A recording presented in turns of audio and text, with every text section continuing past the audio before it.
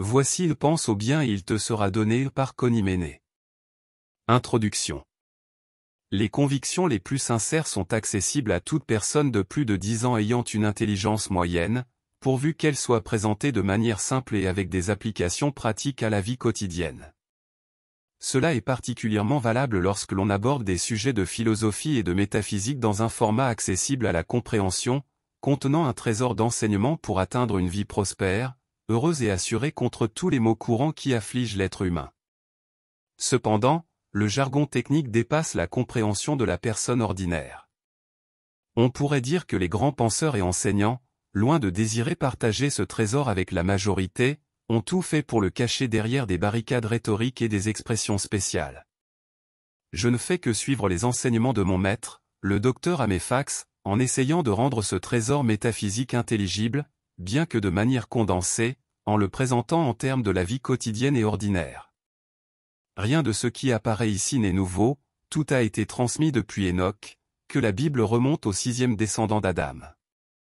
Jésus a passé des années caché dans le monastère essénien de Combre, où il a été éduqué selon les enseignements d'Enoch. Plus tard, dans la controverse qui s'est établie entre les Juifs et les chrétiens, tous les textes d'Enoch ont été rassemblés et brûlés par les deux camps, à l'exception de quelques exemplaires que certains particuliers ont réussi à cacher.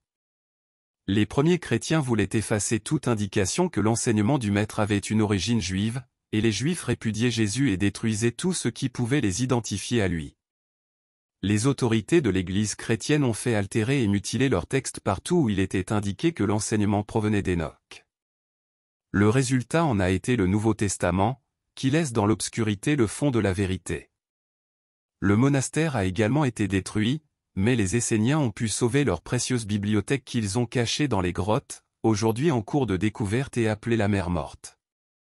L'organisation Rockefeller a établi dans la région un grand établissement dédié à l'authentification et à la traduction des parchemins qui apparaissent, y compris les originaux d'Enoch et les textes authentiques de la Bible. Le christianisme dynamique enseigne que, avant de se lancer dans n'importe quelle tâche, le candidat doit recevoir des instructions ou étudier la technique nécessaire pour la mener à bien. Cependant, l'être humain est le seul à se lancer dans la vie sans boussole, sans plan défini, en se fiant uniquement à des matériaux secondaires et sans notion de préparation de base. Il se hasarde ainsi dans un labyrinthe en espérant ne pas tomber dans le malheur. Certaines vies se déroulent dans l'opulence et la satisfaction, tandis que d'autres se déroulent dans la misère. Les premières commencent avec tous les avantages de l'éducation, de la science, de la médecine, de la religion et de toutes les précautions que l'affection et la fortune peuvent imaginer, mais elles sont suivies d'une série de calamités. À quoi est due cette collection de différences? La première loi de la création est la suivante: ce que tu penses se manifestera non seulement dans ton corps et ton caractère, mais aussi à l'extérieur, dans le matériel, dans tes conditions et dans ce qui t'arrive. Ta propre conception est ce que tu vois se réaliser. Si tu as la conception que la santé est l'état naturel de l'homme, tu as une constitution saine, quoi que tu fasses. Si ta conception est que la richesse est inévitable, tu seras toujours riche. Si tu considères que ton destin est la pauvreté, les accidents, la mort, les affres de la vieillesse, la mauvaise ou la bonne chance, tu seras la victime de la malchance ou le méritant de tout ce qui est meilleur. La lutte constante ou la plénitude sans effort, tout ce que tu attends normalement ou ce à quoi tu t'attends en mal ou en bien, c'est la condition dans laquelle tu vis et ce que tu verras se manifester. On n'est jamais conscient que la plupart de ces concepts se forment involontairement lorsque les lois de la création sont ignorées. Elles constituent la boussole, le compas et la matière première avec laquelle un enfant devrait être équipé avant d'apprendre l'alphabet. À partir de ce que tu as lu jusqu'à présent, tu auras compris que l'homme n'est pas ce qu'on a toujours cru, un bouchon ballotté au gré de la tempête, ici et là, selon les vagues. Son monde, ses circonstances et tout ce qui lui arrive dans la vie sont ses propres créations, et celles de personne d'autre. Il est responsable de l'ordre de sa vie. Si sa conception de la vie est qu'il est dans une tempête et qu'il est un bouchon au milieu d'elle, ainsi sera-t-il, car il l'a ordonné et permis. Il est le roi de son propre monde. Cela signifie qu'il a le libre arbitre, la liberté de choisir de penser positivement ou négativement. Toute sa vie, tous ses succès ou échecs, toutes les manifestations dépendent du concept qu'il a établi dans son subconscient. Aujourd'hui, nous savons que ce que nous pensons souvent passe dans le subconscient et s'y installe, agissant comme un reflet. La psychologie l'a prouvé, la métaphysique et la philosophie approfondissent davantage cette dynamique, bien que, comme je l'ai mentionné précédemment, elle la présente de manière si complexe et confuse qu'elle en devient presque impossible à comprendre. Lorsque le pauvre être humain se trouve pris dans les effets de son ignorance, lorsqu'il a causé une calamité qui le tourmente, il se tourne vers Dieu et le supplie de le délivrer de la souffrance.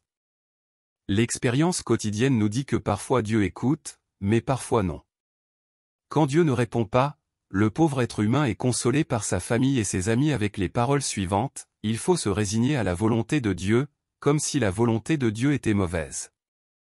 Jésus lui-même a dit: paix sur la terre aux hommes de bonne volonté, ce qui nous amène à nous demander si Dieu jouirait impunément de sa paix céleste s'il était rempli de mauvaise volonté. La prière est d'une puissance extraordinaire parce qu'elle est d'un degré très positif. C'est diriger la pensée vers la source même du bien et de l'amour, et il n'y a rien de plus élevé. Le bien doit se manifester instantanément, il doit transformer à la vue comme un miracle ce qui a besoin de se transformer. La première loi fondamentale de la création établit que le concept qu'une personne a de Dieu gouverne sa vie. Si quelqu'un perçoit Dieu comme un magnate capricieux, rempli de mauvaise volonté, envoyant des épreuves et des châtiments plutôt que des récompenses et des bienfaits, cette personne vivra la manifestation de ce concept divin. C'est aussi simple que ça. Alors pourquoi cela se produit-il? Certaines personnes se demandent pourquoi Dieu, étant tout-puissant, n'intervient pas pour empêcher certains événements et situations de se produire. C'est parce que Dieu est un principe inébranlable, ce qui signifie qu'il ne change pas, et personne ne peut le violer ni violer les autres principes qu'il a créés. S'il t'a créé avec le libre arbitre, il est le premier à le respecter.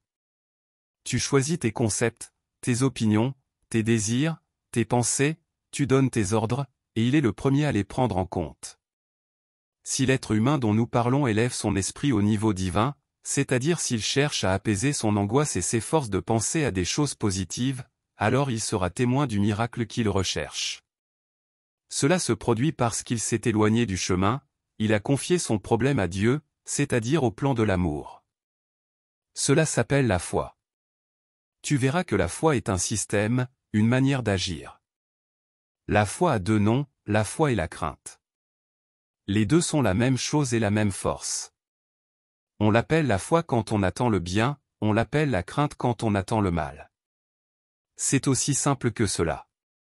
Quand tu ressens de la peur, tu anticipes quelque chose de mauvais, tu l'attends de toutes tes forces, et il ne tarde pas à venir, car tu l'appelles et il doit répondre parce que tu le commandes. Quand tu as l'intuition que quelque chose va se produire, généralement, tu le proclames triomphalement en disant « Je le savais déjà, je le pressentais ». Et bien sûr, tu as raison, mais maintenant tu verras que cela n'allait pas inévitablement se produire, et que tes facultés supérieures ou tes dons évidents te l'ont annoncé. Ton pensée l'a créé en attirant ce qui était nécessaire pour qu'il se manifeste. Tout pensée accompagnée d'un sentiment se manifeste plus rapidement et plus intensément. Cela fait partie de la première loi. La peur est un sentiment puissant, c'est pourquoi tout ce qui est créé par la combinaison de la pensée et de la peur est si terrifiant. Les accidents de la route qui entraînent la mort ou l'invalidité, les crises cardiaques, le cancer, les ulcères gastriques et tant d'autres atrocités qui affligent l'humanité. Je te vois sans aucun doute en train de penser aux causes matérielles de toutes ces choses, je te vois protester intérieurement parce que l'on a toujours accordé de l'importance à la cause matérielle. Par exemple, les germes et les microbes responsables de nombreuses maladies ne sont en réalité que des effets, et non les causes. La cause originale réside dans l'esprit. Le germe n'est qu'un maillon d'une chaîne, la maladie est le maillon qui suit. J'essaie de remonter en arrière, et non en avant, dans l'ordre de la création. La cause matérielle est un produit déjà fini, le concept original de base est la pensée. Tout ce qui vient ensuite à l'extérieur n'est rien d'autre que le matériau disponible pour la réalisation de l'œuvre. Tu me comprends? La foi et la peur sont comme les deux faces d'une même pièce de monnaie. D'un côté, il y a la peur, et de l'autre, il y a la foi. La foi est une force positive, tandis que la peur est négative. Personne ne craint que quelque chose se produise s'il ne le considère pas comme mauvais. La pensée accompagnée de foi est puissante et se manifeste rapidement et avec force. De la même manière, on peut apprendre à avoir de la foi. Celle-ci vient par la connaissance. En apprenant à utiliser la machinerie de la foi, toute peur disparaît. Tu sais que la capitale de ton pays se trouve à tel ou tel endroit, tu as cette connaissance parce qu'on te l'a enseigné. Tu ne remets pas en question cela, et tu sais que si tu prends le train, l'avion ou la voiture pour te rendre à la capitale, tu vas bien vers la capitale, pas vers la lune. C'est de la foi. Tu as foi en l'existence de la capitale et en l'idée que ton désir ou ton besoin t'y conduise. Tu as foi que tu y arriveras, tu ne crains pas d'aller sur la lune. La connaissance chasse le doute, la foi élimine la peur. Donc, tu sais maintenant que la pensée négative produit un effet qu'on appelle mauvais, et que la pensée positive produit un effet qu'on appelle bon. Tu comprends le danger d'associer la peur à un danger. Ces résultats négatifs des pensées négatives et de la peur sont ceux que les églises et les bonnes personnes ont cru être envoyés par Dieu. Tu te rends compte de l'ampleur de cette erreur. Jésus a dit, comme un homme pense dans son cœur, ainsi est-il. Ici, tout est exprimé en une seule capsule, la pensée unie au sentiment. Pense dans le cœur et la phrase en minuscule ainsi est-il englobe tout dans un chapitre. Car l'homme et son monde ne font qu'un. L'homme, tout ce qu'il reproduit, extériorise, fabrique, possède et rassemble dans son environnement, ne font qu'un avec lui, et lui, avec tout ce qui a été énuméré, est un reflet exact de l'image qu'il a ancrée dans son âme. Salomon l'a dit de manière encore plus claire, car il est comme un homme qui prend des calculs dans son âme, mange et boit, te dira-t-il, mais son cœur n'est point avec toi. Proverbe 23h7. La mécanique de la pensée fonctionne tout au long de la journée et de la nuit. Nous pensons constamment à une multitude de choses différentes. Une sorte de fil mental constant traverse notre esprit, mais il est souvent disjoint. Parmi toutes ces idées différentes, certaines nous arrêtent. Nous les contemplons mentalement, nous y réfléchissons peut-être, nous les discutons avec quelqu'un, puis nous les repassons plus tard. Ces idées se transforment en images mentales. L'image mentale est ce qui passe dans le subconscient, elle s'y installe, puis elle revient. Ce que les psychologues appellent des réflexes. Les psychologues n'étudient que les réflexes qui gouvernent le comportement et les aversions mentales. Les métaphysiciens couvrent un champ beaucoup plus large, et ils savent que les réflexes gouvernent non seulement l'homme, mais aussi tout ce qui lui arrive extérieurement. Plus nous contemplons ou étudions profondément une idée, plus son reflet s'enracine profondément dans notre subconscient. Le subconscient ne fait pas de distinction, ne raisonne pas, il remplit simplement sa fonction. Il n'a pas la capacité de protester ni de volonté propre, il ne comprend pas non plus l'humour et ne fait pas la différence entre ce que nous lui avons ordonné sérieusement ou en plaisantant. Sa tâche principale est de stocker les images mentales, puis de les projeter vers l'extérieur comme s'il s'agissait de copies statiques, c'est comme une imprimante qui imprime ce qui a été stocké là. C'est comme un robot, un serveur merveilleux qui nous libère de la tâche de nous souvenir et de mettre en pratique tout ce que nous avons appris depuis des temps immémoriaux, même depuis que nous étions une goutte d'eau dans l'océan.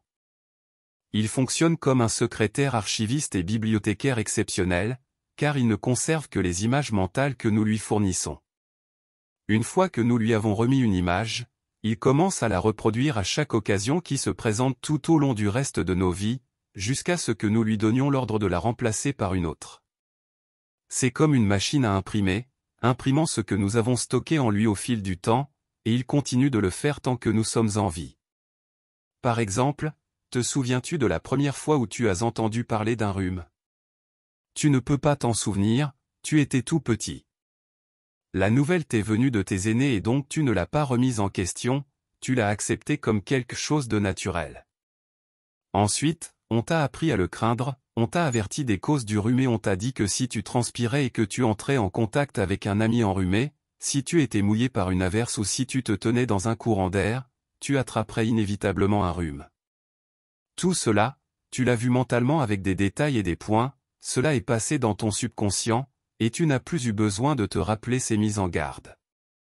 tu ne les as plus jamais pensés consciemment, mais ton subconscient a fidèlement reproduit un bon rhume, le meilleur qu'il pouvait produire, chaque fois que tu refroidissais, que tu te retrouvais dans un courant d'air, que tu te trouvais près de quelqu'un d'enrhumé ou que tu étais mouillé par la pluie.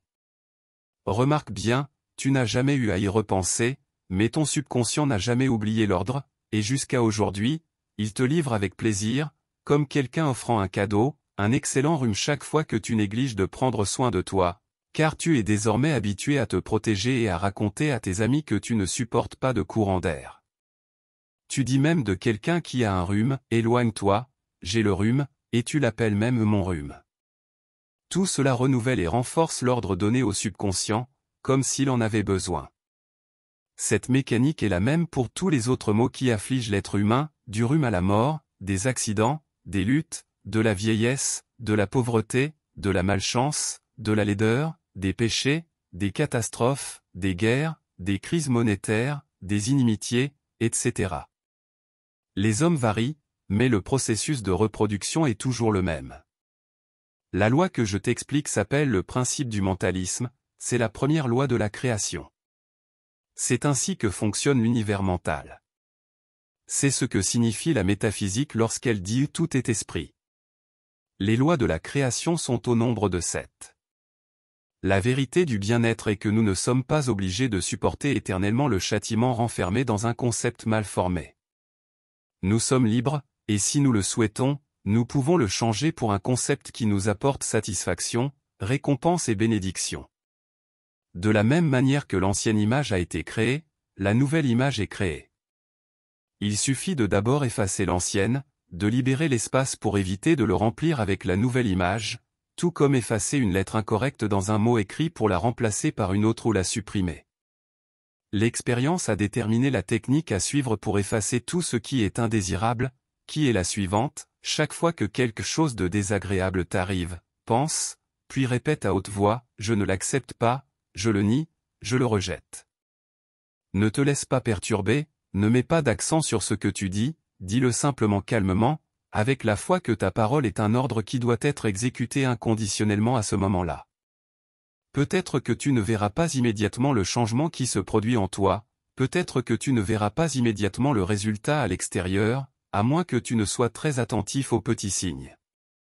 Mais selon le degré de foi et de conviction que tu ressens en formulant la négation, c'est ainsi que sera le résultat. Si ta foi et ta conviction sont fortes, le résultat sera instantané, comme un miracle. L'expérience nous a enseigné qu'on ne peut pas laisser le vide ou le demi-vide, il faut immédiatement remplir l'espace libéré. Une fois que tu as exprimé la négation, tu dois affirmer la vérité, comme on le dit en langage métaphysique. La vérité est la nouvelle image qui sera gravée et reproduite à jamais, le bien. Nous voulons que cette image soit la meilleure possible, qu'elle soit la vérité totale et non une demi-vérité, car la volonté de Dieu est la vérité. En effet, Dieu est la vérité et le bien, comme l'a enseigné Jésus. En chaque homme, il y a Dieu, en tout homme existe l'être divin. Tout homme parvient à le voir, à le connaître et à le ressentir quelquefois au cours de sa vie terrestre. Il se manifeste quand un père voit son nouveau-né pour la première fois, quand il tombe amoureux pour la première fois, quand il se lance pour sauver quelqu'un sur le point d'être écrasé par les roues d'une voiture, quand il éprouve de la compassion pour la misère d'autrui, quand il oublie sa propre personne pour accomplir un acte héroïque. Dans tous ces moments, l'être divin agit. Passé ce moment, la conscience terrestre prévaut, elle n'est pas mauvaise, elle est simplement en voie d'évolution ou endormie. L'être divin est la vérité, la tienne, la mienne, et celle de tous. Il est parfait, beau, ne vieillit pas, ne tombe pas malade, ne meurt pas, ne souffre pas, ne lutte pas, n'a rien à apprendre, c'est tout, ne fait jamais d'erreur, ne change jamais, n'a pas peur, ne doute pas, et est attentif à chaque prière, même la plus insignifiante. Il est la vérité parfaite, l'amour, l'intelligence, la vie, l'âme, l'esprit et le principe, c'est-à-dire les 7 aspects de Dieu, car l'être divin est le Fils de Dieu, une cellule de Dieu lui-même. Cela n'est pas du panthéisme. L'homme n'est pas Dieu, tout comme une goutte d'eau de mer n'est pas la mer, mais en une seule goutte d'eau de mer se trouvent tous les composants du reste de la mer. Elle est une cellule de la mer, Tout comme notre conscience est endormie, restreinte, comme un bouton de rose qui s'ouvre peu à peu. Nous ne savons pas exactement ce qu'est le bien et la vérité. Nous aimerions que quelqu'un nous le montre, nous l'enseigne et nous dicte l'image que nous devons graver. Nous avons cet quelqu'un dans l'être divin. Jésus a dit, « Connaissez la vérité, et la vérité vous rendra libre. » Tout ce que tu as à faire lorsque tu vas créer une nouvelle image pour remplacer l'ancienne, c'est de te souvenir simplement de l'être divin. Il t'inspirera la nouvelle image. Supposons que tu te sentes enrhumé. En suivant l'exemple original, tu comprends maintenant que le résultat est le reflet de l'image que tu as gravée dans ton subconscient. Tu sais que le rhume n'est qu'un reflet. Si tu n'aimes pas le rhume, car il y a des gens qui prennent plaisir aux maladies et qui se sentent importants grâce à elles, tu le nies simplement, tu le rejettes, tu ne l'acceptes pas, puis tu te souviens de ton être divin. En transférant ta pensée du rhume à la vérité de l'être, tu te connectes, tout comme une fiche dans une prise téléphonique, à la vérité correspondante, et tu vois la nouvelle image que tu dois graver, l'image opposée à la maladie, qui est la vie. Tu dois dire à haute voix, « Je suis la vie ». La vie, c'est la santé. La santé est l'opposé de la maladie. La santé est la seule vérité. Avance sur ce chemin autant que tu le souhaites. Rappelle-toi que tu es en train de former une image. Plus tu la verras clairement, mieux ce sera pour toi. Pense au bien. Cela est très différent de l'autosuggestion, car celle-ci consiste simplement à répéter comme un perroquet une phrase optimiste stéréotypée, toujours la même. L'autosuggestion ne creuse pas et n'explore pas la surface sans pénétrer dans le sujet et sans connaissance. La vérité de l'être résonne, enquête, résout, pénètre et détruit la cause, nettoie, guérit et renouvelle le subconscient, le renforce, fait progresser l'être humain et élargit sa conscience.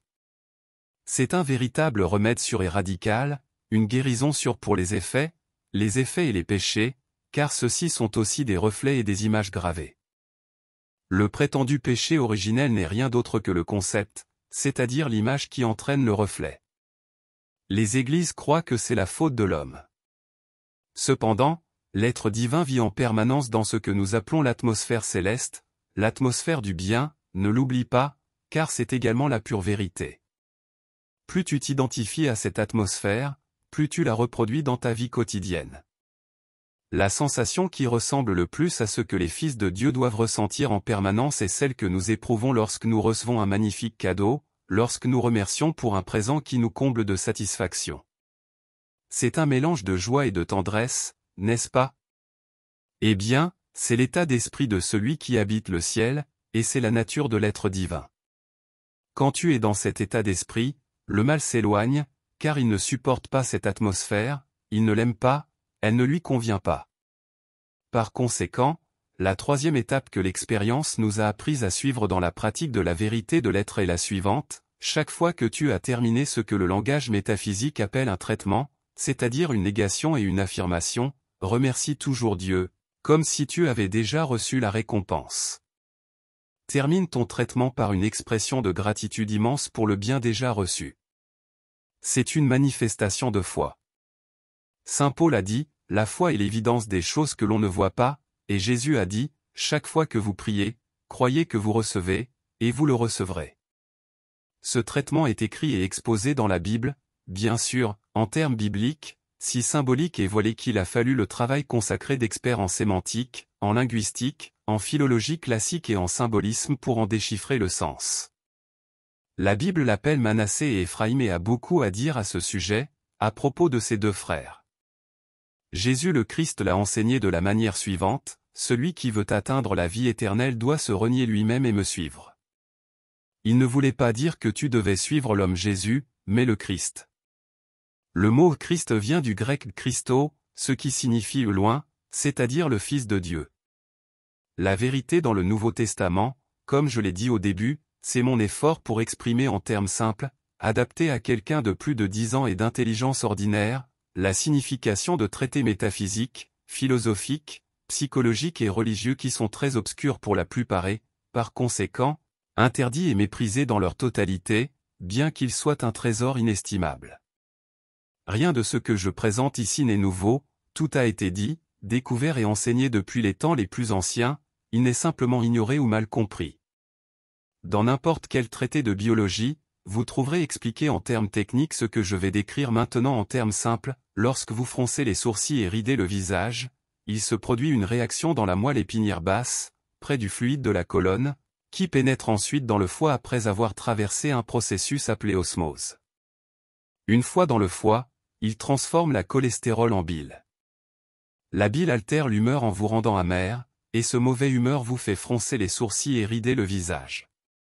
C'est un cercle vicieux qui vous maintient dans une ambiance infernale où le mal se sent à l'aise, il se nourrit et grandit, attirant tout ce qui lui ressemble et flotte dans les environs. Maintenant, inversons le processus pour voir ce qui se passe lorsque vous vous sentez avec les sourcils froncés et le visage ridé, ou lorsque vous passez devant un miroir et constatez votre expression. Forcez-vous à sourire et à détendre ces muscles tendus, c'est un devoir envers votre santé et votre âme. Immédiatement, le fluide cérébrospinal se transforme et, lorsqu'il atteint le foie, il agit comme une bénédiction. Vous vous sentez heureux, joyeux, vous respirez profondément, votre expression s'adoucit, vous êtes dans un climat céleste où le mal ne prospère pas, il le fuit. Il ne se produit que du bien. Vous choisissez de vivre au ciel ou en enfer. Comme ci-dessus, ainsi en dessous. Comme en dessous, ainsi ci-dessus, comme l'a dit Hermès pour expliquer la deuxième loi de la création, appelée le principe de correspondance. Pour nos besoins, l'exemple que j'ai donné dans les 2 paragraphes précédents est suffisant.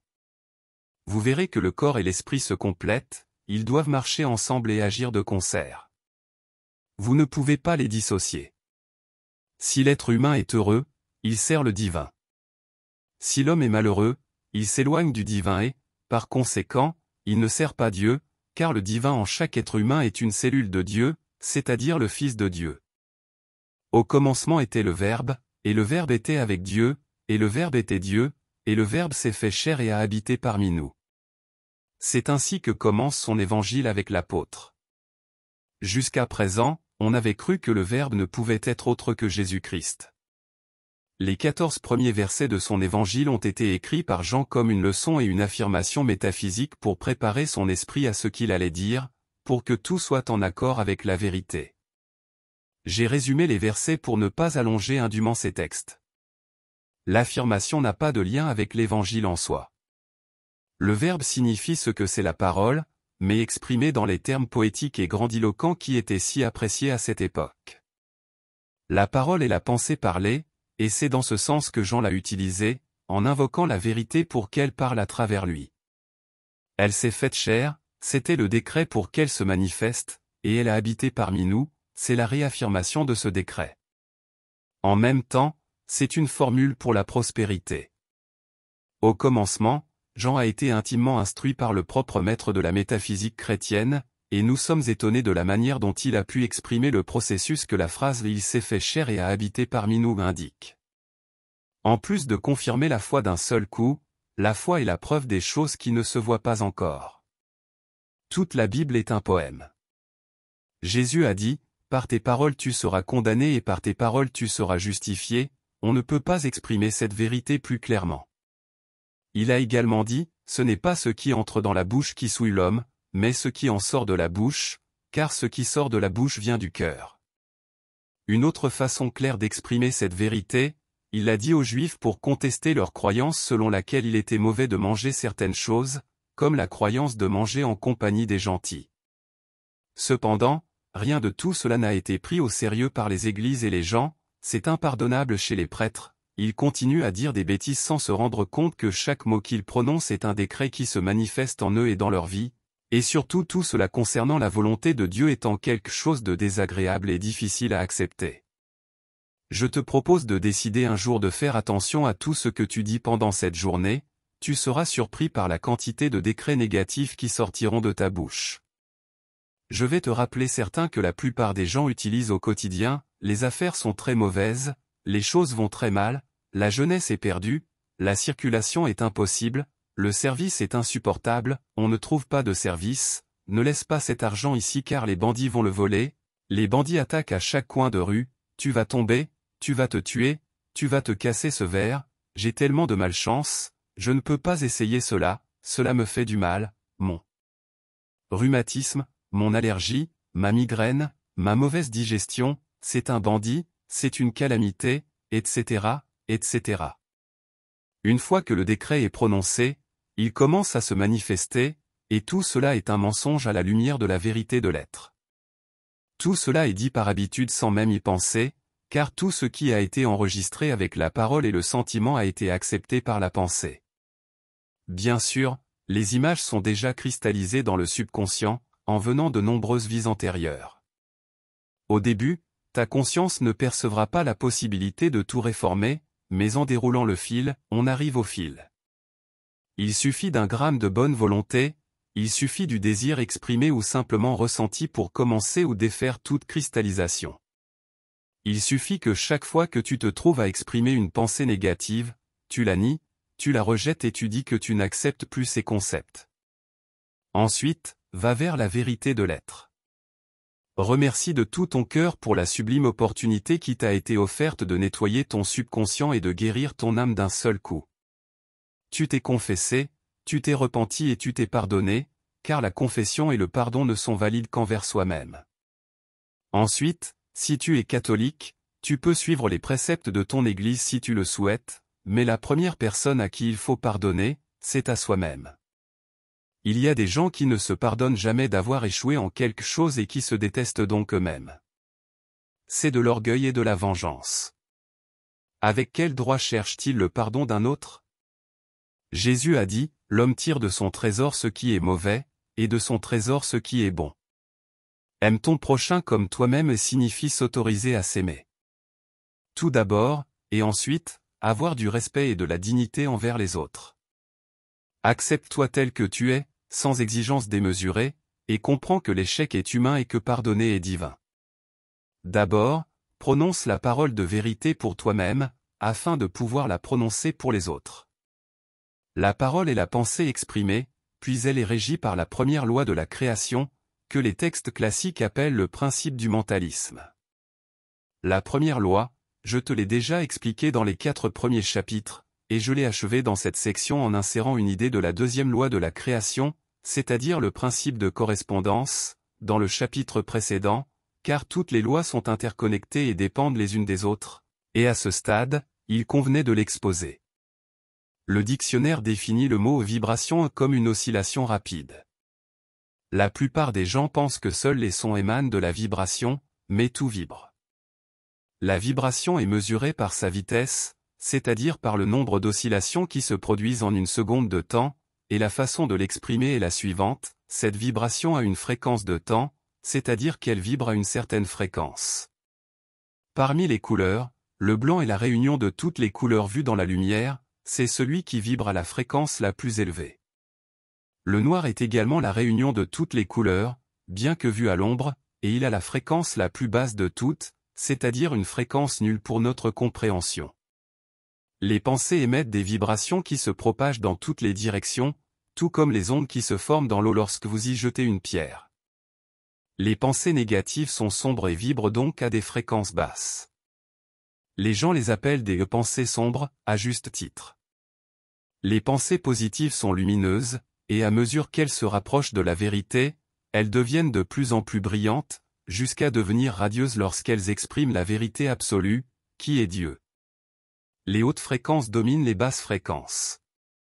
Les pensées de haute vérité dissolvent les pensées sombres, basses et fausses, agissant comme une charge de dynamite sur une roche.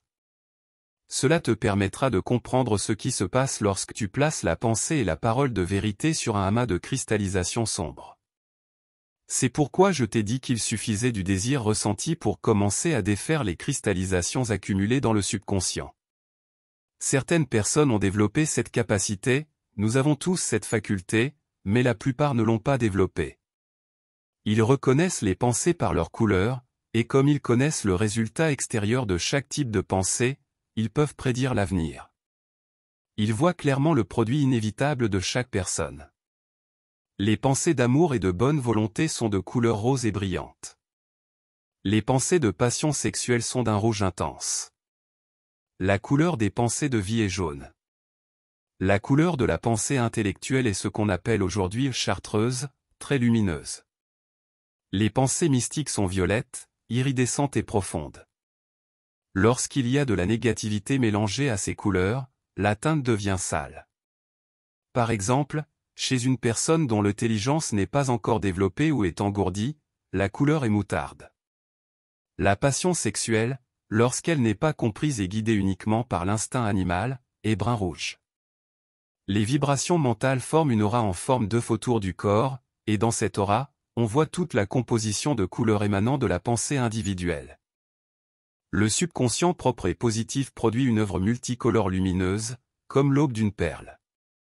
Comme les hautes fréquences dominent les basses fréquences, aucune pensée négative venant de l'extérieur ne peut pénétrer dans une aura et un environnement positif. Pour qu'il puisse pénétrer dans l'esprit d'un individu, celui-ci doit s'harmoniser avec eux, c'est-à-dire qu'il doit commencer à penser de manière négative. La loi de l'attraction est inébranlable, et elle ordonne que chaque chose attire son semblable. Les images qui sont enregistrées dans le subconscient attirent irrémédiablement tout ce qui leur ressemble et repoussent tout ce qui n'est pas conforme à elles. C'est pourquoi, si le concept d'une personne est bon, on ne voit que le bien, car elle ne peut pas attirer ce qui n'est pas conforme à son concept. Il ne peut rien de mal s'approcher d'elle, et inversement, une personne remplie de concepts fermés ne peut attirer que des choses mauvaises, car il lui est impossible d'attirer autre chose. C'est là l'explication du phénomène appelé contagion de la panique. As-tu déjà remarqué comment, en plongeant dans la méditation ou en repensant à un incident, comme une mauvaise expérience ou une offense reçue, tu ressens une montée d'indignation et de ressentiment? Maintenant, tu comprends que tu attires des pensées similaires qui viennent amplifier l'intensité de tes émotions. Ce sont ces pensées apparentées qui se rassemblent et se renforcent, créant une spirale de négativité qui peut affecter ton bien-être émotionnel. Il est essentiel d'être conscient de ce processus et d'apprendre à orienter tes pensées vers une perspective plus positive et constructive. Cette loi ne permet jamais à son esprit de s'attarder sur une seule idée désagréable. Lorsqu'une telle pensée émerge, elle la rejette, la confronte à la vérité de l'être et se tourne immédiatement vers quelque chose de positif. J'espère que tu as saisi l'importance de maintenir un état d'esprit joyeux et de vivre dans une ambiance céleste. Pense au bien, et il te sera donné, grâce à la loi de l'attraction. Lorsqu'une pensée quitte l'esprit, elle cherche ses semblables et se regroupe avec eux. Dans l'atmosphère, il existe d'immenses masses de pensées, semblables à des nuages. Si le concept collectif d'une ville est pessimiste, ces nuages sont sombres, planant au-dessus de la ville, entourant ses habitants, allant là où elles sont attirées. Ils maintiennent toute la population dans la même vision, c'est ce qui explique les caractéristiques distinctes des différentes nationalités et races. Ne t'es-tu jamais demandé pourquoi, lorsque tu entres dans une maison, tu ressens une atmosphère lourde ou joyeuse, comme si elle te frappait dès l'entrée? As-tu remarqué l'ambiance lourde et triste lors d'un enterrement? As-tu ressenti l'oppression dans une maison vide sans comprendre pourquoi? Il n'y a pas si longtemps, j'accompagnais une amie à la recherche d'un appartement. Lorsque nous sommes entrés dans l'un d'eux, qui avait l'air très beau et élégant, nous avons toutes deux ressenti un malaise. Nous en avons discuté, et le lendemain, on nous a informé que plusieurs tragédies s'étaient produites là-bas. Les personnes à l'esprit positif allègent l'atmosphère, tandis que les masses sombres s'éloignent, pour revenir seulement lorsque la personne qui les perturbe n'est plus présente. Un métaphysicien formé peut laisser une empreinte bénéfique durable lorsqu'il entre en contact avec une telle atmosphère, car sa simple présence dissipe les ténèbres, de la même manière que la nuit s'évanouit lorsqu'une lumière s'allume. Où va l'obscurité lorsque le soleil se lève? Nulle part, elle se transforme en lumière.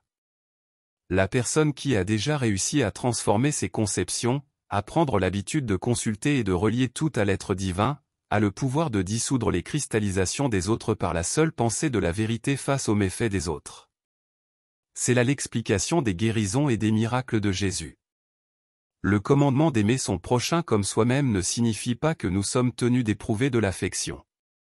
Pardonner à ses ennemis, faire du bien à ceux qui te persécutent et te haïssent, et tourner l'autre joue signifie simplement que lorsque le mal entre en quelqu'un d'autre, nous devons penser à son être divin et déclarer la vérité de manière simple, facile et directe. Il n'y a pas de moyen plus pratique de dissoudre le ressentiment que nous pourrions ressentir. Souvent, on entend quelqu'un dire « je pardonne, mais je ne peux pas oublier ». Si tu es de cela, essaie ce que je t'ai dit. Tu n'as pas besoin de parler à la personne qui t'a offensé. Tu n'as même pas besoin de la regarder. Il vaut mieux que tu ne la regardes pas, car tu ne pourrais pas détourner tes pensées de ce qu'elle t'a fait. Il te suffit de penser à son être divin, car c'est toi-même en tout le monde. Adresse-toi à cet être divin, et instantanément, tu sauras quel traitement lui accorder. Cela signifie que l'idée de la vérité que tu dois invoquer contre la haine et l'harmonie, c'est l'amour. Contre la maladie et la menace de la mort, c'est la vie. Contre la stupidité, c'est l'intelligence. Contre le désordre, c'est le principe. Contre les barrières absurdes, les frontières arbitraires, les interdictions légales dénuées de logique, dont je te citerai quelques exemples pour t'apprendre à utiliser correctement la vérité. Inconvénients des passeports, retard dans la remise de documents, tracas de circulation, paperasserie bureaucratique, incohérence politique et gouvernementale. Contre tout cela, rappelle-toi que l'esprit est divin, Dieu est esprit. Qui peut t'arrêter, retarder, empêcher, interdire ou s'opposer à des barrières absurdes envers Dieu? Qu'est-ce qui empêche l'esprit de passer? Tout cela est la vérité. La pensée qui se tourne vers la vérité vibre à la fréquence la plus élevée, et aucune autre fréquence inférieure ne peut la dominer. Il n'y a qu'un seul danger, permettre à l'impatience ou à la colère de se mélanger à une pensée de vérité. Tout travail spirituel doit être accompli avec calme. Mon maître exigeait encore plus, il recommandait que tout travail spirituel soit effectué comme si l'on peignait un tableau sur une toile d'araignée. Cela est dû au fait que les vibrations de la pensée spirituelle sont d'une fréquence tellement élevée et d'une puissance si grande qu'il faut les manipuler avec une grande délicatesse. La vibration est la troisième loi de la création. Le vide n'existe pas, et cela est de plus en plus prouvé en ce siècle. L'air est rempli d'atomes et de particules de poussière. L'atome est à moitié esprit et à moitié matière, car il est le début de l'esprit, invisible et énergie. L'atome se trouve à la frontière entre la matière et l'esprit. La nature ne supporte pas le vide. Laisse un petit pot de terre abandonné et oublié, et bientôt une petite pousse verte y poussera. Il en va de même pour un récipient d'eau, des larves de vie minuscules s'y développeront rapidement. La nature ne supporte pas le gaspillage. Tout est en train de devenir utile, tout sert à quelque chose et à quelqu'un, et tout a sa place exacte. Chaque être humain vient sur Terre avec un endroit déjà préparé pour lui, avec une tâche à accomplir, doté d'un talent spécial qui le prédispose au travail et au poste qui lui revient. Tout comme chaque empreinte digitale est unique dans le monde et dans toute l'histoire de la Terre, chaque individu est également unique. Son supposé lieu ou poste est uniquement le sien, personne d'autre ne peut accomplir le travail à sa place. Si l'endroit qui lui revient est temporairement occupé par quelqu'un d'autre, les deux individus se sentiront frustrés, mal à l'aise, et ils feront mal ce qu'ils font à ce moment-là. La tâche qui nous revient à chacun. Que ce soit dans le commerce, les arts, les lettres, la religion, le gouvernement ou l'agriculture, il est très facile de déterminer. Chacun est capable de connaître sa place unique, celle qui correspond à ce qu'il aime le plus faire au monde, quelque chose qui ne semble pas être du travail. Lorsqu'on le fait, on oublie tout au point de considérer absurde d'être payé pour le faire, car on s'amuse tellement. Cela correspond à la deuxième loi de la création, c'est-à-dire le principe de correspondance. Si tu te sens désaligné, cherche en toi cette chose unique que tu aimes faire, déclare que ta place t'attend, rencontre des personnes ayant les mêmes affinités, dirige-toi vers l'endroit que tu préfères le plus et demande à ton être divin de te guider pour le trouver. Fais de même lorsque tu vois quelqu'un sans emploi ou sans but dans la vie. Déclare la vérité pour lui en disant que le chômage est une idée fausse, que l'harmonie résulte de l'alignement, qu'il n'y a pas de vide, de désordre ni de gaspillage. C'est un univers basé sur l'ordre et l'harmonie entre toutes ses parties. Lorsqu'il manque quelque chose, que ce soit une vis, un conjoint, une cuillère ou une somme d'argent, ou même une place de parking ou une cuisinière compétente et honnête, déclare la vérité. La nature déteste le vide, l'harmonie et le désalignement. Ainsi, tu verras apparaître le complément d'une manière ou d'une autre. Ce qui te manque est en excès chez quelqu'un d'autre, et ce dont tu as besoin est en excès chez quelqu'un d'autre. L'offre et la demande font partie de la 4e loi de la création, le principe du rythme. Un jeune homme m'a consulté dans ce même sens, il perdait tous ses emplois et se sentait désaligné partout. Je ne suis bon à rien, je ne fais rien correctement, m'a-t-il dit. Je lui ai demandé, qu'est-ce que tu aimes faire? Il a répondu, rien, j'aime ne rien faire. Et pourquoi perds-tu tous tes emplois? Parce que je m'ennuie et que je me mets à discuter avec mes collègues de travail. Je les dérange et ils perdent du temps pour l'entreprise. Eh bien, si ce que tu dis et la manière dont tu l'exposes exercent un tel magnétisme, tu devrais envisager une carrière dans les relations publiques. Cherche jusqu'à ce que tu trouves, c'est en attente. Et cela s'est produit, quand je l'ai revu, il rayonnait de satisfaction. Je me souviens de la vérité à laquelle Jésus faisait référence lorsqu'il disait, « Regardez les oiseaux du ciel, ils ne sèment pas, ils ne moissonnent pas, ils n'amassent pas dans des greniers, et votre Père céleste les nourrit. Observez comment poussent les lys des champs, ils ne travaillent pas, ils ne filent pas, et pourtant je vous dis que Salomon lui-même, dans toute sa gloire, n'a pas été vêtu comme l'un d'entre eux. » Cela ne signifie pas que nous sommes autorisés à nous livrer à la paresse et à attendre que la nourriture et les vêtements tombent du ciel.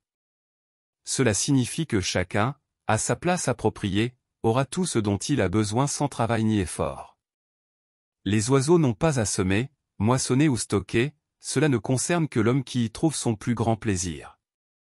La mission des oiseaux est de maintenir l'espèce volante et de contribuer au plan angélique. Pour l'être humain, sa mission est de raviver la vue et l'ouïe. Quant aux fleurs, elles ne sont pas destinées à travailler en filant des tissus. Leur tâche est simplement de fleurir, en plus d'embellir et de ravir la vue, elles fournissent également du miel et du pollen pour compléter le travail des abeilles. L'esprit supérieur s'occupe du reste. Ainsi, chacun d'entre nous, à sa place naturelle, est en harmonie, heureux, et remplit la fonction qui lui a été confiée. L'esprit supérieur complète la loi et représente le droit de conscience. Nous avons vécu des centaines de vies avant celles que nous vivons actuellement. Nous avons été un atome, une goutte d'eau, une plante, un minéral, un animal et un être humain. Dans notre phase humaine, nous avons été hommes ou femmes de nombreuses fois, et nous avons appartenu à tous les niveaux sociaux. À chaque niveau, nous avons appris les leçons propres à ce niveau. Si aujourd'hui nous sommes des personnes entourées d'avantages, de commodités et de progrès modernes, c'est parce que nous l'avons mérité au cours de notre parcours. Chaque objet que nous possédons, qu'il soit hérité, acheté ou offert, est en notre possession parce que, dans une vie antérieure, nous avons appris à l'utiliser et nous y sommes habitués. L'image de cet objet est déjà gravée dans notre subconscient, et à moins que nous ne la dissolvions nous-mêmes, l'objet restera toujours avec nous. Ce droit acquis est appelé dans le langage métaphysique le droit de conscience, ce qui signifie que nous ne pouvons jamais perdre un objet quelconque ni être volé. Comment pourrait-on perdre ou voler une image qui est gravée dans notre subconscient? C'est une partie de la 4e loi de la création, dont Jésus a dit, « Ne vous amassez pas des trésors sur la terre, où les mites et la rouille détruisent, et où les voleurs percent les murs et volent.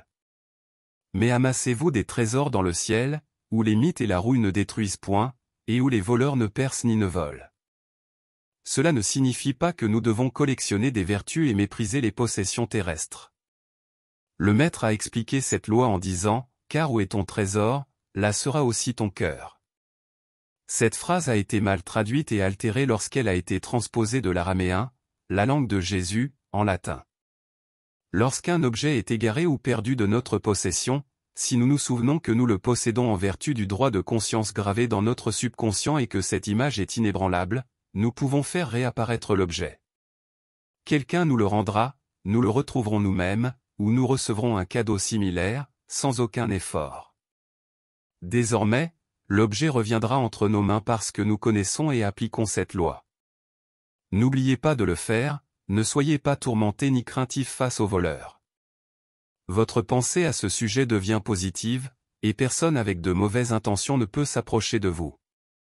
Je vous recommande d'essayer la prochaine fois que vous perdez quelque chose.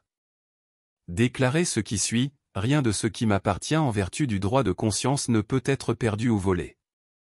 Ensuite, remerciez pour le don immense qui nous a été conféré par une loi si sage. Quand l'objet reviendra entre vos mains, ce qui ne tardera pas à arriver, remerciez à nouveau. Mon maître disait que celui qui connaît la loi du droit de conscience et l'applique jusqu'à ce qu'elle devienne son concept peut laisser un billet de haute valeur en plein milieu d'une rue passante, et personne ne pourra le voir. Le lendemain, il le retrouvera au même endroit. Pour cela, il est nécessaire d'avoir le concept déjà formé et d'avoir totalement dissous l'image de la peur des voleurs. Je sais que la première fois que j'ai appliqué la loi, par obéissance et sans avoir la conviction implantée en moi, j'étais à New York et j'avais oublié mes lunettes dans un taxi. En arrivant chez moi, j'ai réalisé que je les avais perdues. Comme j'avais fraîchement en tête l'enseignement de la métaphysique, j'ai immédiatement déclaré la vérité, rien de ce qui m'appartient en vertu du droit de conscience ne peut être perdu. Mes lunettes sont revenues vers moi. Ils sont à leur place devant mes yeux. 4 jours se sont écoulés, et le service des conseils m'a appelé pour me demander de descendre parler à un chauffeur de taxi qui me cherchait. « Madame, sont-ce vos lunettes ?» m'a-t-il demandé en me voyant tout en tendant les lunettes. « Oui, ce sont les miennes », ai-je répondu. « Comment avez-vous su qu'elles étaient à moi ?» J'ai trouvé cela très étrange. Ce qui m'est arrivé, cela n'était jamais arrivé. Les chauffeurs de taxi doivent rapporter au bureau tout objet oublié au cas où le client le réclame.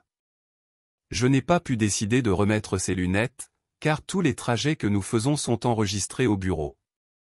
J'ai pris sur moi de rendre visite à chaque client que j'ai conduit ce jour-là. Bien sûr, j'ai dû le faire en dehors des heures de travail, et c'est pourquoi cela m'a pris 4 jours pour vous retrouver. Cela ne m'était jamais arrivé. Ensuite, je lui ai donné une belle récompense, et la loi a été gravée à ce moment-là.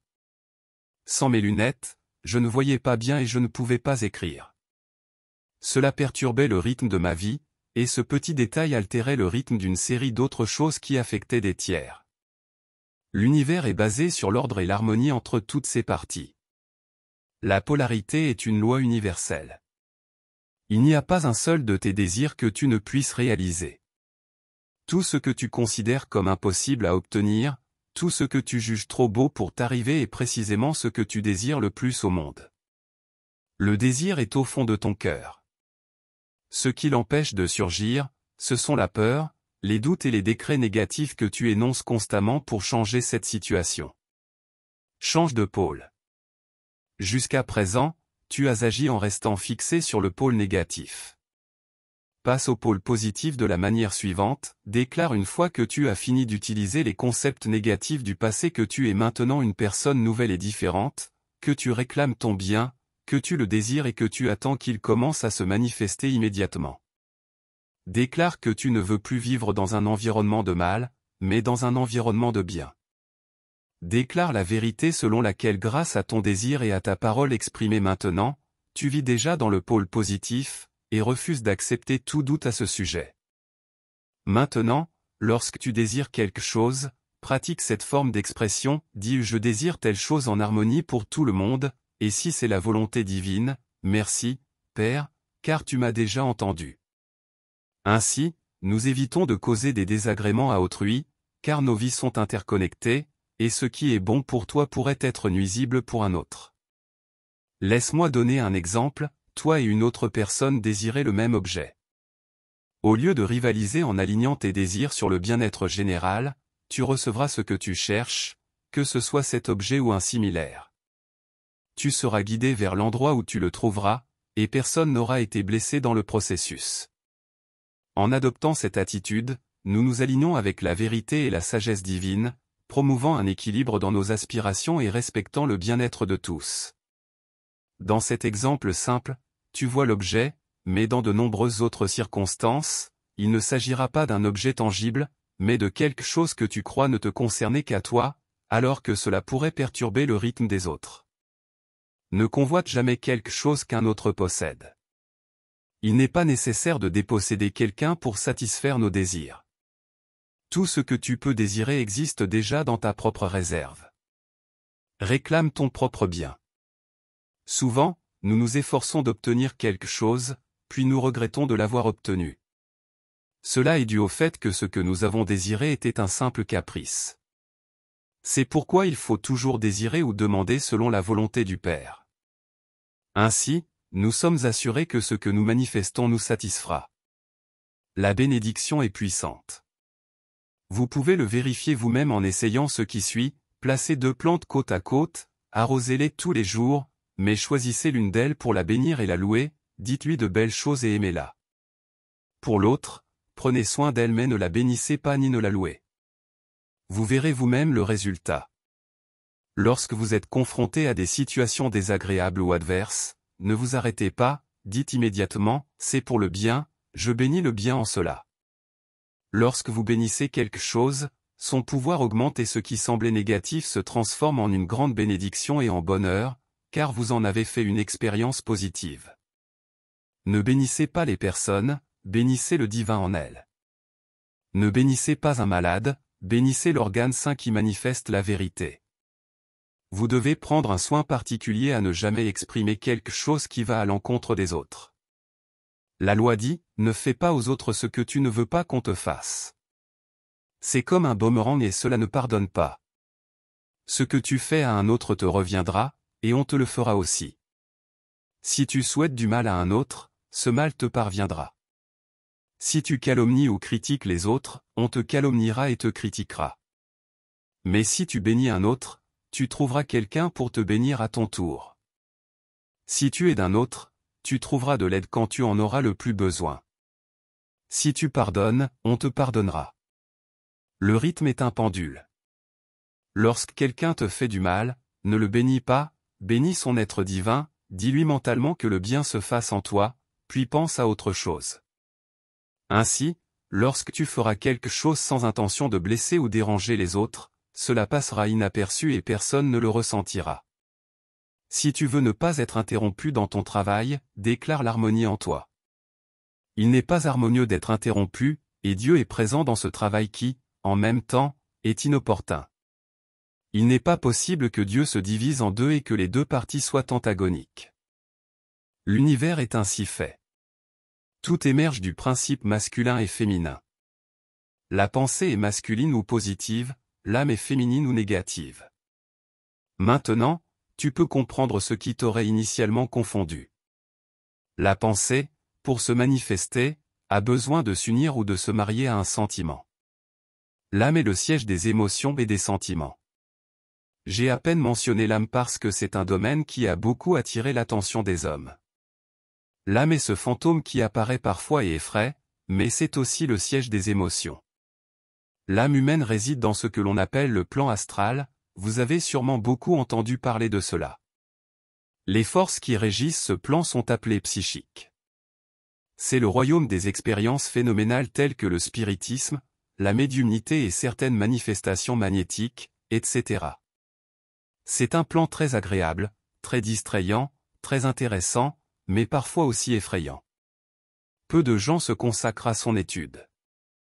Ébloui par ces manifestations mystérieuses, il reste là. Il n'avance ni spirituellement ni matériellement, bien que tous vivent dans l'illusion d'être dans la vérité. Aucun étudiant du plan astral n'est jamais heureux, ni en bonne santé ni riche. Ils ne parviennent pas à maîtriser leurs problèmes ni leurs défauts. Leurs concepts sont négatifs, et ils voient le mal comme les ignorants.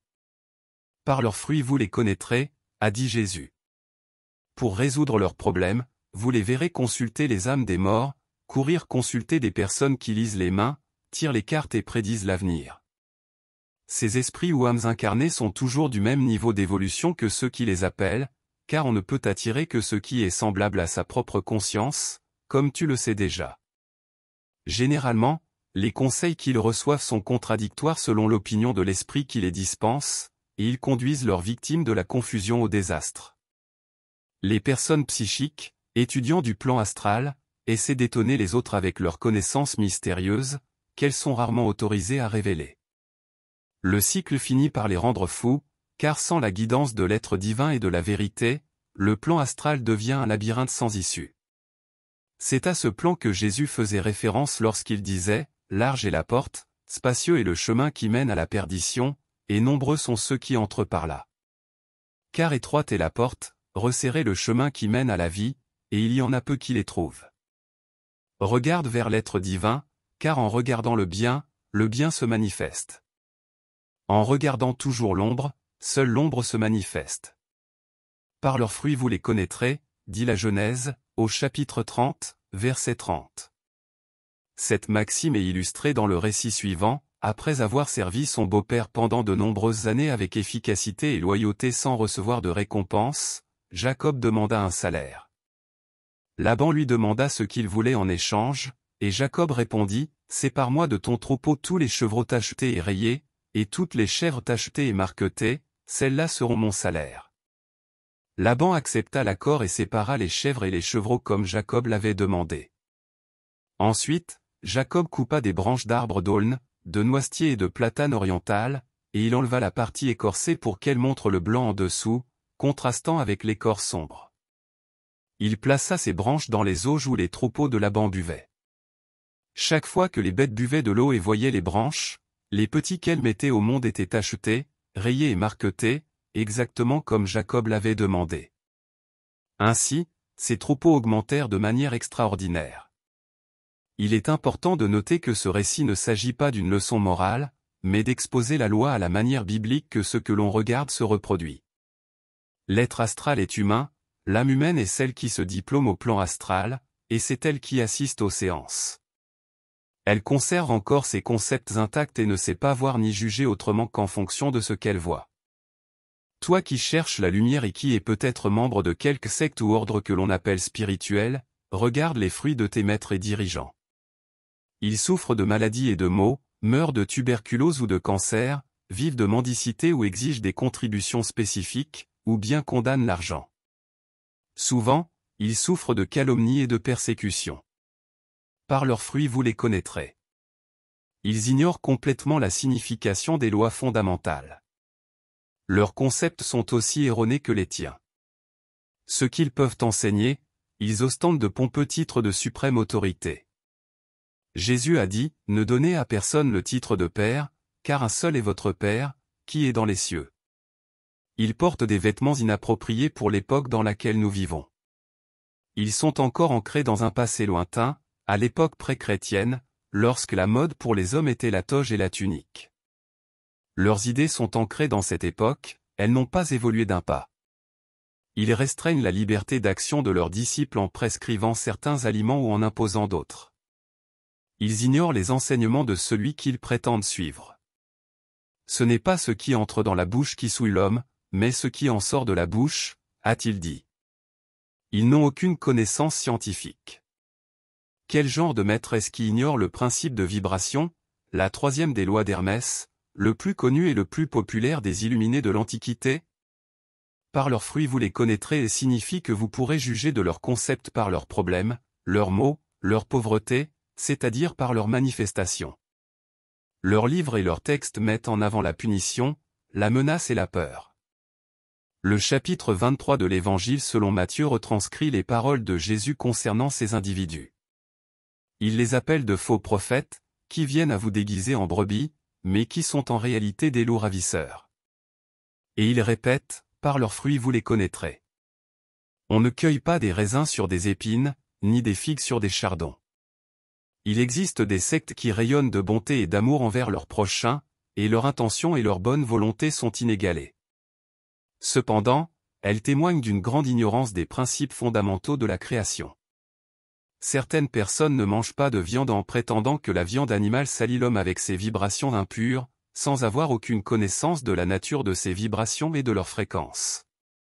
Tu sais que la pensée pure ne peut pas être souillée par la pensée impure, et qu'elle la neutralise ou la transforme, comme la lumière transforme l'ombre. L'une des rares manières pour un animal de progresser rapidement dans son évolution est de servir l'homme. Lorsque l'occasion de servir se présente à un animal, l'esprit qui régit toute sa race en est comblé de joie, car lorsque l'un des membres du groupe progresse, tous ceux qui le suivent progressent également vers le plan humain. La nature animale de l'homme nécessite la consommation de viande à tous les niveaux carnés. Les grands poissons mangent les petits, jusqu'à ce que vienne le moment où l'homme est guidé par son être divin, et alors le désir et le besoin de manger de la viande animale disparaissent automatiquement. On ne doit pas le forcer, car c'est contraire au plan universel. Les excès se normalisent simplement en regardant la vérité de l'être plus fréquemment. Plus la conscience est rudimentaire, plus le sacrifice est nécessaire pour faire progresser l'homme. L'homme qui est contraint de tuer un animal pour le bien d'une collectivité ne commet pas un crime, mais offre une meilleure opportunité à l'intérieur du règne animal. La loi des mondes inférieurs prévaut dans le royaume animal. Lorsqu'un être humain tue une bête féroce qui menace une communauté, par exemple, en tuant un serpent venimeux qui met en danger la vie des enfants, en éliminant les parasites qui endommagent les arbres fruitiers ou les plantes, ou en éradiquant les ravageurs qui envahissent les foyers et tourmentent les personnes, il ne commet pas de crime, mais bénéficie à tous, tant aux humains qu'aux animaux. Les animaux n'ont pas conscience, ils ont seulement l'instinct de reproduction. Les insectes nuisibles, par exemple, en suivant leurs lois, se multiplient trop. L'homme a le devoir de les surveiller et de les contrôler. Lorsque l'homme atteint la conscience spirituelle, il n'a plus besoin de tuer ni d'attirer de nuisibles. Pour chasser les nuisibles de sa maison, il suffit de leur parler et de s'adresser à l'esprit qui régit le groupe. J'ai moi-même été témoin de ce miracle. J'ai vu un métaphysicien avancé se débarrasser de cafards et de moustiques qui étaient entrés dans sa maison. Le métaphysicien a dit, « Frère, en faisant référence aux esprits du groupe, veillez sur vos pupilles, elles sont en désaccord avec ma maison, qui n'est pas l'endroit approprié pour elles. » Puis, en s'adressant aux petits animaux, il leur a dit, « Allez-vous-en, petites créatures. » Et devant mes yeux émerveillés, ces nuisibles sont restés immobiles un instant, comme s'ils avaient reçu un message, puis ils sont partis précipitamment. Les membres des sectes dont nous parlions ignorent tout ce que vous entendez maintenant. Ils luttent dans le plan astral, ou plutôt dans la phase négative du plan, car comme tout dans la création, il a deux phases. L'âme est astrale et elle est le siège des sens et des émotions. Sans eux, la vie aurait peu de valeur, car nous ne pourrions ni ressentir ni apprécier l'art, la beauté ou la musique. La différence serait celle entre le cinéma muet ancien comparé au moderne avec ses couleurs, ses sons et sa technique étonnante. Les sens et les émotions doivent être cultivés, tout comme on cultive un talent, car ce sont aussi des dons divins. On ne doit en aucun cas les sous-estimer, les ignorer ou les rejeter. Ils doivent être ajustés et équilibrés, et cela se fait en élevant la pensée vers l'être divin et vers sa vérité chaque fois que c'est nécessaire. Les excès, l'émotivité et le sensualisme sont régulés par l'âme. Nous ne pouvons pas réprimer, freiner et frustrer nos émotions, ni les renier, ni nos sens, sans faire appel à la vérité de l'être divin. C'est atrophier et même détruire l'âme, c'est tuer l'âme ou la blesser et la rendre malade. Lorsque cela se produit, l'homme régresse vers le plan animal ou passe plusieurs vies à essayer de les récupérer. Il y a des sectes qui enseignent qu'il faut adopter des postures compliquées et se concentrer mentalement sur une partie du corps, comme le front ou la base de la colonne vertébrale, puis prononcer un mot magique pour entrer en contact avec Dieu. Tout cela relève du plan astral et ne permet de communiquer qu'avec les forces psychiques du plan astral. Ils ne pensent qu'à la position du corps, au front, à la base de la colonne vertébrale, ils ne pensent pas à Dieu, ils ne sont pas en contact avec l'être divin. La Bible dit que Dieu est présent, et cela doit être pris au sérieux, tel que cela est dit. Dieu est en tout, partout, il est présent en toi et dans tout ce qui t'entoure. Tu n'as pas besoin de le chercher comme on cherche une aiguille tombée par terre. Le psaume 46 dit, « Arrêtez-vous et sachez que je suis Dieu. » C'est tout ce que vous devez faire, savoir qu'il est présent et penser à lui. On peut contacter Dieu en pensant simplement à lui, en pratiquant la présence de Dieu. C'est ainsi qu'on le voit, qu'on le ressent et qu'on se rapproche de lui, tout comme on devient virtuose en pratiquant le piano. Les fantômes et les apparitions que l'on voit dans les maisons très anciennes sont les corps astraux de personnes qui y ont vécu, séparés de leur corps physique. Leurs esprits continuent de vivre dans le passé et ne peuvent pas s'en détacher. Ils ne sont pas conscients que vous les voyez. Ils vivent la vie qu'ils avaient dans la maison telle qu'elle était quand ils étaient parmi les humains, avec tous leurs concepts intacts. Il y a 7 plans ou états de conscience, et chaque plan comprend 7 sous-plans. L'homme progresse d'un plan à l'autre avec chaque expansion de sa conscience. Le plan mental est un état de conscience supérieur au plan astral, suivi du plan spirituel, qui est le plus élevé que nous puissions conceptualiser. Nous connaissons de nombreuses étapes d'ascension dans ce plan, mais pour notre objectif, il n'est pas utile de les énumérer ici. Nous étudions les plans mental et spirituels, c'est-à-dire les lois qui régissent l'atteinte de ces plans ici même sur Terre. Aujourd'hui est le seul jour dont nous pouvons compter. Hier est passé, demain n'est pas encore né. Nous ne pouvons vivre que dans le présent. Nous ne pouvons pas amener le futur dans le présent, nous devons l'attendre pour le vivre. Pour cela, nous devons vivre pleinement et au mieux aujourd'hui, car c'est ainsi que nous préparons demain. Il est essentiel d'être conscient du présent, de vivre le présent et d'en profiter. Beaucoup de gens passent leur vie à pleurer le passé, à penser de manière désespérée à quelque chose qui est déjà mort. Jésus a dit, « Laissez les morts enterrer leurs morts, toi, va et annonce le royaume de Dieu. » La vie et la vérité d'aujourd'hui contiennent toutes les opportunités en puissance. C'est une page nouvelle et vierge, et si vous commencez la journée en vous attendant à des surprises agréables, elles viendront à vous. En regardant toujours en arrière, non seulement vous êtes inconscient des bonnes choses devant vous, mais vous apportez également tout le mal du passé dans le présent. Cette leçon est illustrée dans la Bible par l'exemple de la femme de l'eau, à qui les anges ont dit de fuir vers la montagne, le plan spirituel, et de ne pas regarder en arrière, car elle serait consumée. Elle n'a pas obéi, à regarder en arrière vers la ville qu'elle laissait derrière elle et s'est transformée en une colonne de sel. Le sel dans la Bible est un symbole de cristallisation, et vous savez ce que signifie une cristallisation dans le subconscient et combien il est difficile de la dissoudre. Celui qui vit dans le passé a cette cristallisation dans son subconscient et ne progresse pas d'un pas. Il stagne, et le futur ne lui apporte rien de nouveau. Le passé se répète sans fin. L'avenir n'a pas été créé dans les termes terrestres. Dieu vit dans un éternel présent. Cela signifie que nous devons vivre un jour à la fois. La prévision est positive, le bon sens exprime la sagesse divine sur terre. Il ne faut pas vivre dans le passé ni craindre l'avenir. Comme Emerson l'a dit, il n'y a rien à craindre sauf la peur. Aujourd'hui apporte toujours ce dont il a besoin. Les dépenses d'aujourd'hui sont toujours couvertes, et les soucis financiers sont généralement liés à l'avenir, jamais au passé ou au présent immédiat. Si vous vous trouvez dans une situation financière difficile, c'est parce que vous avez anticipé cette circonstance dans le passé, motivé par vos croyances. Élevez votre pensée vers l'être divin avec amour, déchargez votre fardeau sur lui, et vous verrez le problème se résoudre miraculeusement.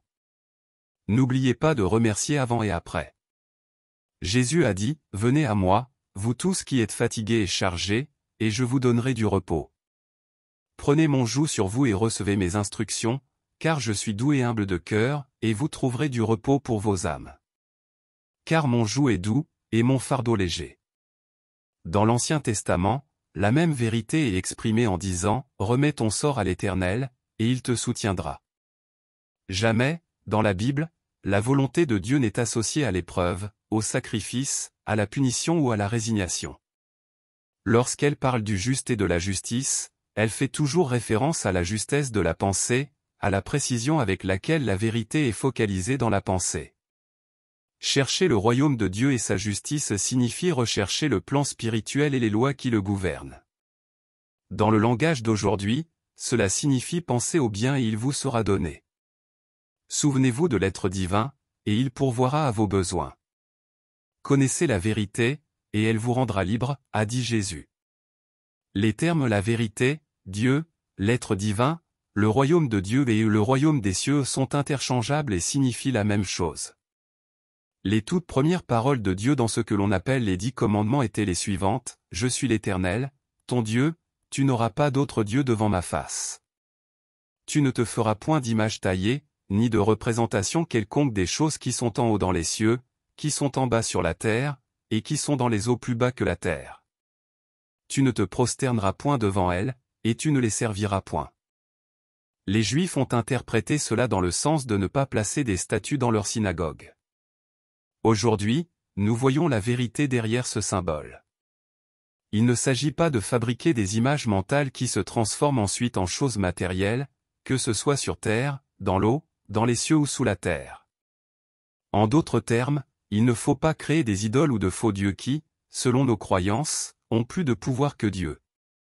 Nous devons nous rappeler que la substance que nous utilisons pour créer ces images est la substance de Dieu, et que le produit ne peut pas être plus puissant que son créateur.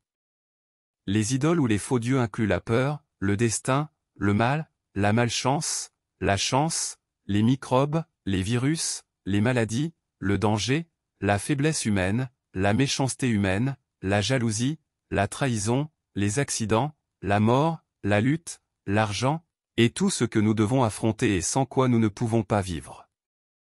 La liste est bien plus longue, mais ce qui a été dit suffit pour comprendre l'idée. Tout ce que nous craignons est une idole à laquelle nous rendons un culte au-dessus de Dieu. Un exemple de la façon dont nous préférons Dieu est le suivant: j'ai rencontré un jeune homme gravement malade, dont la famille m'a informé qu'ils avaient tout fait, absolument tout, pour le sauver, mais que tous les médecins les plus éminents l'avaient condamné. Je leur ai demandé s'ils étaient catholiques. Ils ont répondu que oui, et qu'ils étaient très dévots. Alors je leur ai suggéré: pourquoi ne demandez-vous pas à Dieu? Ils m'ont répondu: c'est la seule chose que nous n'avons pas encore faite, mais il n'y a plus aucun espoir. J'ai insisté: mais pour Dieu, rien n'est impossible. Ils ont répété avec impatience: mais nous vous avons dit qu'il était condamné par 4 éminents médecins. À quoi bon insister?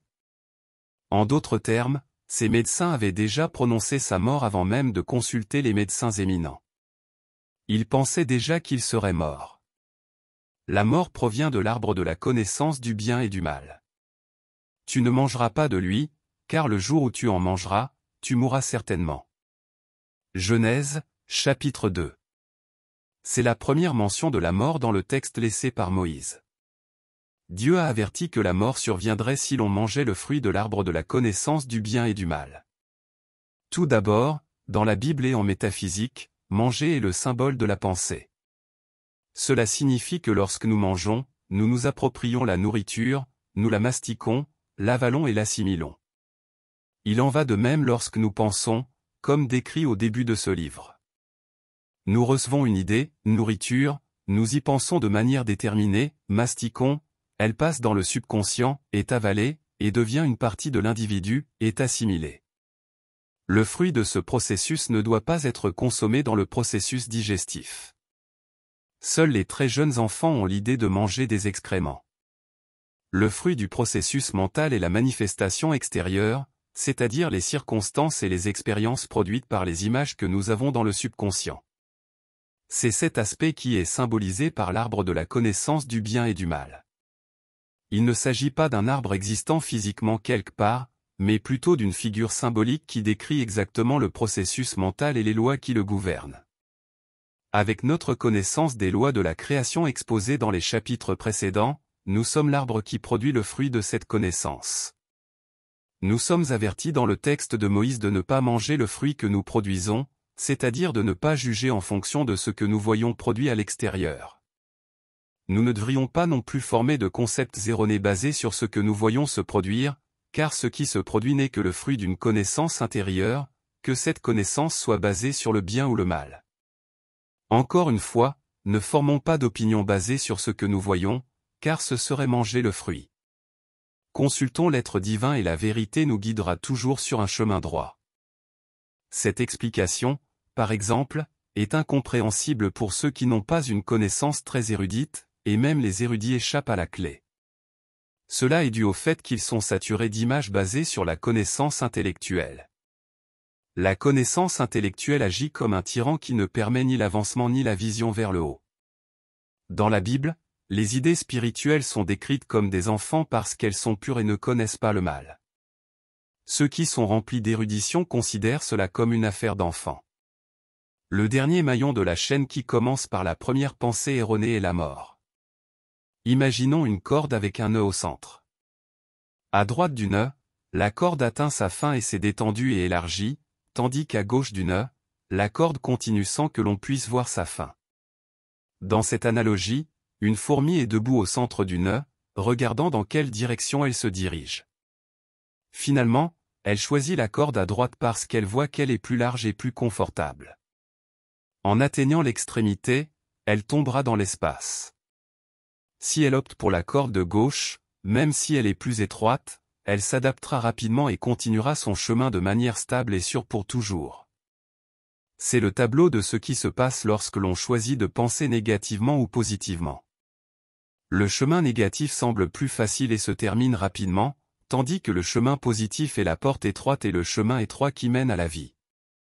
Cependant, peu sont ceux qui le trouvent. Le péché originel est la décision prise au niveau du nœud, et la mort est inévitable sur le chemin négatif. C'est un résultat naturel de cette voie, mais rien ne nous empêche de faire marche arrière. Nous n'avons pas à mourir, nous pouvons résoudre cela. Jésus a dit que la mort serait le dernier ennemi que nous vaincrions. Il l'a promis. Les grands initiés ne meurent pas, ils transcendent. Moïse a transcendé, Élie a transcendé. Jésus n'est pas mort. Les Écritures sacrées ne disent pas qu'il est mort, elles disent qu'il a remis son esprit, ce qui signifie quelque chose de très différent en termes métaphysiques.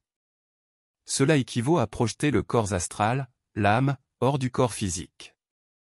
Dans les opérations chirurgicales, les médecins remplissent le corps physique avec de l'éther, du chloroforme ou d'autres substances de la même consistance que le corps astral. Celui-ci est expulsé car les substances similaires ne lui laissent plus de place dans le corps.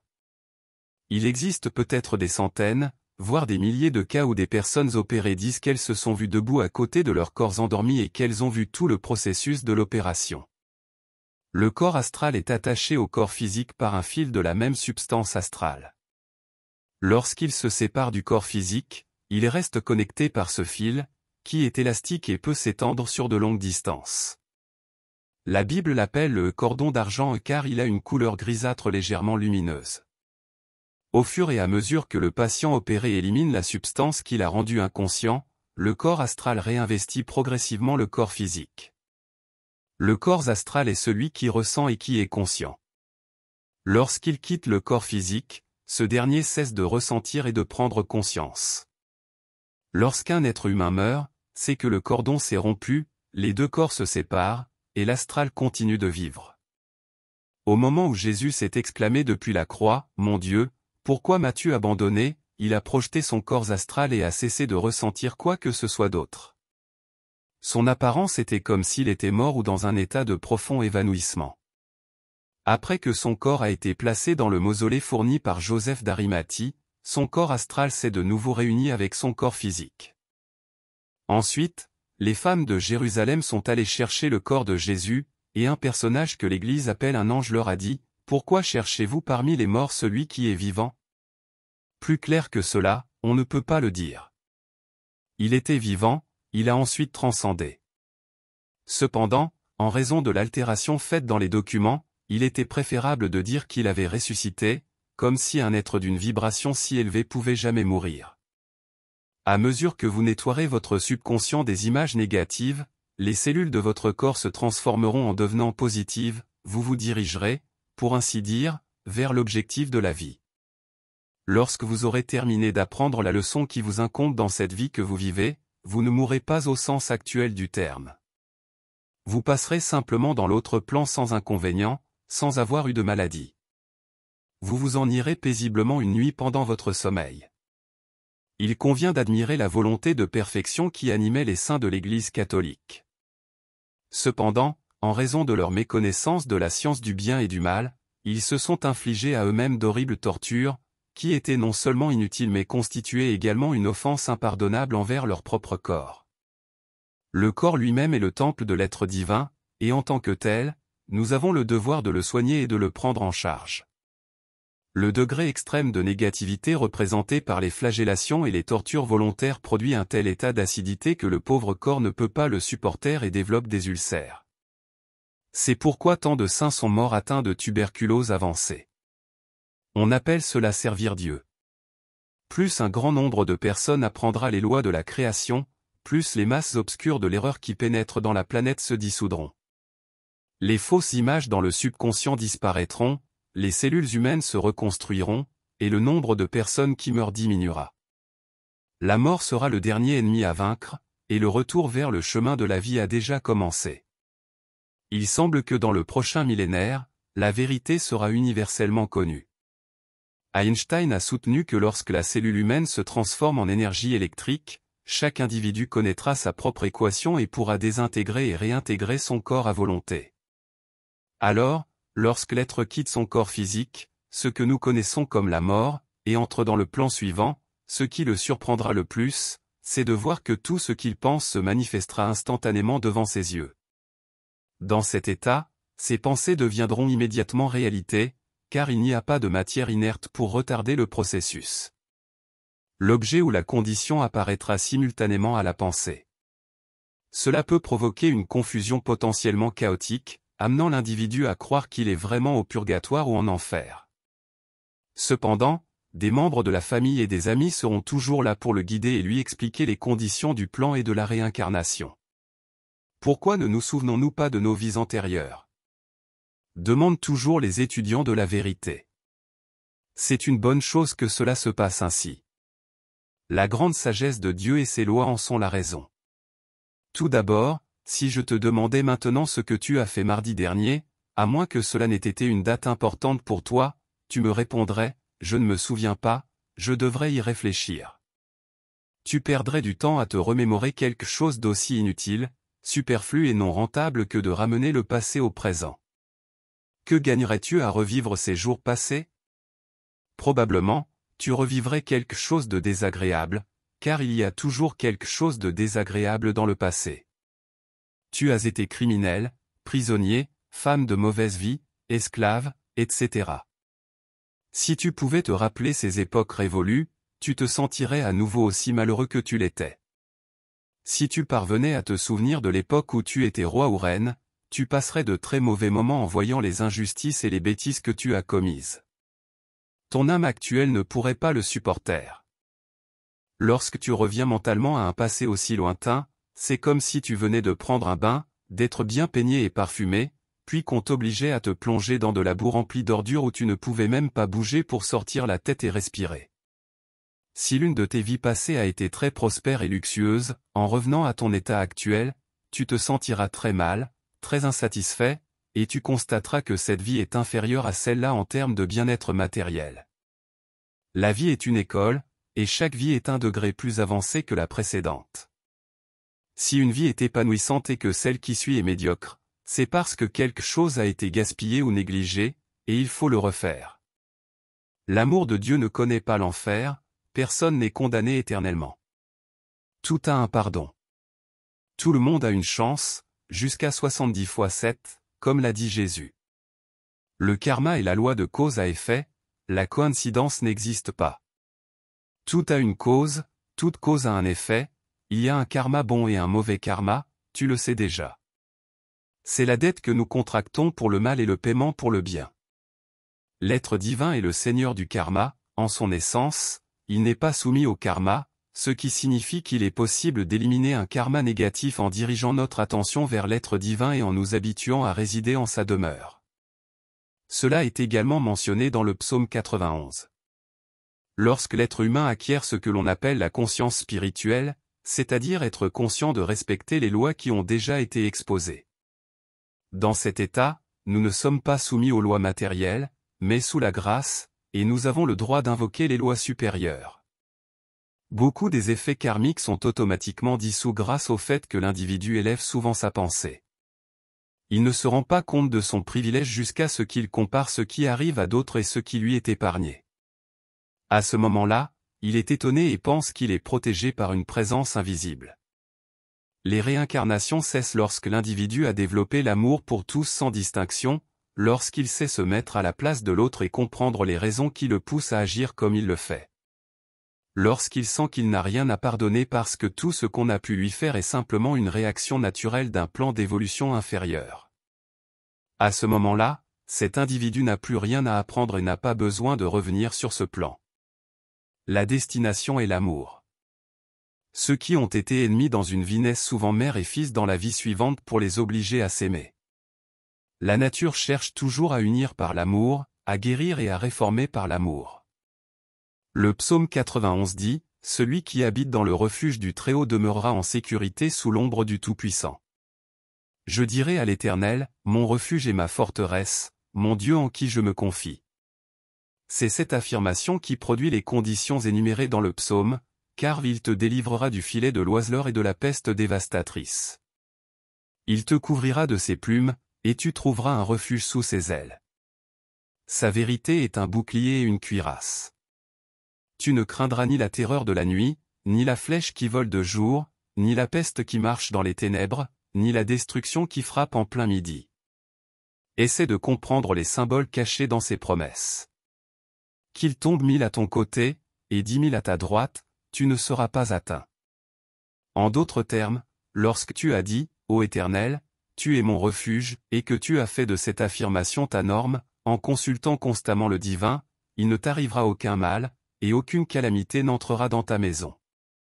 Car il donnera ordre à ses anges de te garder dans toutes tes voies. Ils te porteront sur les mains, de peur que ton pied ne heurte contre une pierre. En d'autres termes, pour que tu n'aies pas le moindre inconvénient, tu marcheras sur le lion et sur l'aspic, tu écraseras le lionceau et le dragon. Parce qu'il est attaché à moi, je le délivrerai, je le protégerai, parce qu'il connaît mon nom. Le nom est le langage biblique de la nature de la vérité. Il m'invoquera, et je lui répondrai, je serai avec lui dans la détresse, je le délivrerai et je le glorifierai. Je le rassasierai de longs jours, et je lui ferai voir ma délivrance. La loi de cause à effet est la 6e loi de la création. Tout effet a une cause, toute cause a une réaction. Le hasard n'existe pas, la chance n'existe pas.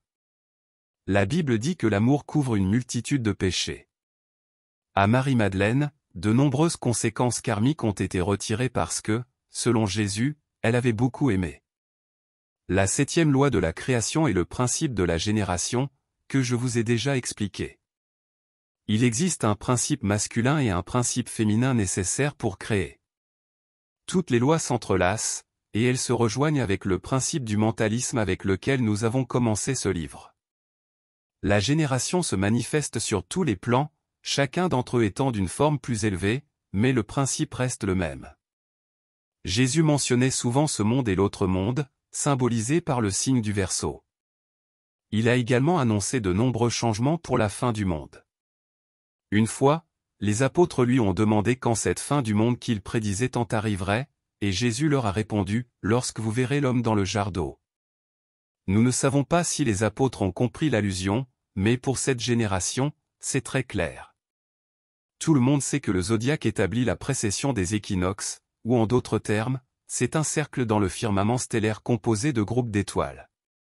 Chaque groupe a un nom selon l'astrologie, et chaque mois de l'année est régi par l'un des groupes d'étoiles ou signes du zodiaque. Il y a 12 signes, un pour chaque mois de l'année. Chaque signe est accompagné de ce qu'ils appellent un régent, qui détermine la nature du signe. Mais le zodiaque a un sens beaucoup plus profond. Disons qu'à l'extérieur du petit cercle qui représente les 12 mois de l'année, il y a un cercle beaucoup plus grand. Il est si grand qu'il occupe l'espace pendant environ 2160 ans, ce qui correspond à un signe du zodiaque. Cela signifie que chaque signe, avec son régent, gouverne l'humanité pendant 2 millénaires et plus. À la fin de chaque ère, le signe qui a prévalu commence à s'estomper ou à s'éloigner, et simultanément, on commence à ressentir l'influence du prochain signe et les caractéristiques du nouveau régent. Ce que cela implique, c'est que le signe est comme l'ordre du jour pour toute l'humanité pendant ces 2 millénaires, et on peut le lire parfaitement.